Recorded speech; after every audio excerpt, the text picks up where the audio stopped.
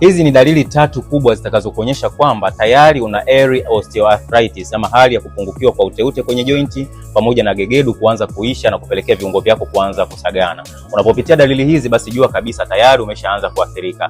Dalili ya kwanza ni kupata maumivu makali sana wakati ambapo unakwenda kupumzika. Yaani unaamka asubuhi unafanya shughuli zako, alafu unaporudi jioni tu viungo vyako vinakuwa vinatoa maumivu makali sana. Jambo la pili ni kupata hali ya crack sound ama kupiga kelele wakati unapopanda ngazi, wakati unapochuchumaa kiasi kwamba hata kwenda kujisaidia inakuwa ni vigumu sana, au wakati wa kuanzisha movement viungo vyako vinakakamana, unapata ugumu sana katika kutembea. Hiyo ni ishara kwamba uteute umeshaanza kupungua, lakini pia zile gegedu zimeanza kuisha. Lakini dalili ya mwisho ni kupata inflammation katika jointi zako. Yaani viungo vyako unaona kabisa vinavimba, kama ni magoti yanakuwa kama yanajaa maji na kutoa maumivu makali sana. Hiyo ni ishara pia kwamba uteute umepungua na unahitaji kuanza kutumia programu ya kusaidia kuboost uteute na kuponya kuanzia ndani. Kama ni wewe mtu ambaye unapitia hizo dalili, unaweza ukachukua mawasiliano yangu, tukawasiliana moja kwa moja nikakuonyesha solution la kudumu litakufanya uweze kupona hizo changamoto bila kufanya upasuaji.